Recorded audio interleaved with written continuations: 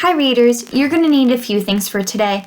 You're going to need a post-it note, you're going to need a pencil, and a Just Write text. Go ahead, grab those things, and join us. So readers, when I was growing up, my mom used to read tons and tons of books, huge stacks all the time, and I always used to watch her as she was reading, and she would sometimes write in her books and write little notes on post-it notes, and there were post-it notes everywhere, all in her books. She used those things to keep track of what she was thinking as she was reading. So today I want to teach you that just as grown-ups keep track of their own thinking, we can keep track of our own thinking using post-it notes. We place those post-it notes in our book so that we can go back to those ideas later and think about them and talk about them some more.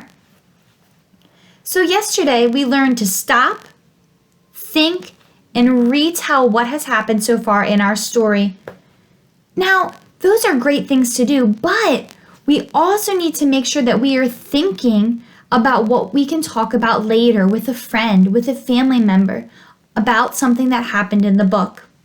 Now I have Katie Wu again, and we ended yesterday when she took a pill, and she wasn't too happy about that. I'm going to be doing some reading of that same chapter too.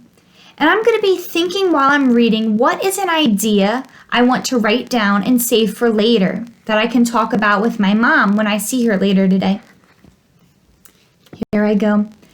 Katie fell asleep and had a bad dream. She dreamed she was a polar bear who lost her fur. She shivered and shook. When Katie woke up, her mom read her a story. It was about a girl with hair so long she could jump rope with it.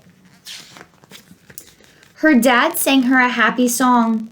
Katie drew a picture of a flu bug flying away from her.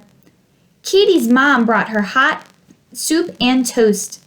Ew, soup, Katie moaned. Ew, toast. I'm not hungry. I need to stop, and I need to think, and I need to retell. Now, Katie took that pill, and it made her go to sleep. When she was asleep, she was taking a nap, and she had a bad dream about a polar bear. When she woke up, her mom read her a story. Her dad sang her a song. And then finally, her mom brought her toast and soup. Now, something that I was thinking about on that page was Katie Wu didn't say, "Ooh, yummy, soup." She said, "Ew, soup," Katie moaned. Ew, toast. I'm not hungry. So that tells me as a reader that she's still sick. She's not even hungry enough for lunch.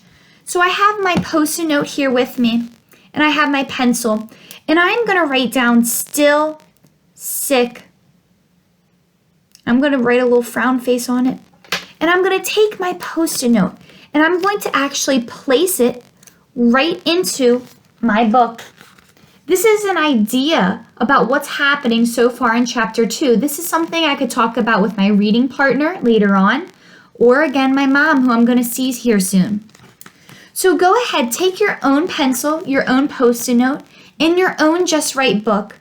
Go ahead and read a couple of pages and jot down an idea on your post-it note. What has happened so far in your chapter? What's important? Now, take a look at mine. I only used a few words, and that's what yours should look like too. Hit pause and join us when you're done. Great job, friends. You have made your very first stop and jot. A stop and jot can be a few words. It can be exclamation points, question marks if you're not sure about something. It can be a smiley face. Now, something that's important about stop and jots is that they're meaningful. They help the reader understand what's happening. I just didn't write some random words down. No. Still sick helped me realize that Katie Wu still has the flu bug. And she's so sick that she doesn't even want to eat. That helps me keep track as a reader what is happening in the story. So today our strategy is this. Use stop and jots to remember ideas. Again, smiley faces, words, exclamation points for something exciting or scary, question marks, something that you don't understand. You are going to take your Just Write text today. You're going to take your post-it notes that you have, and you are going to make a few stop and jots. Be ready to share them in small groups. Off you go, readers.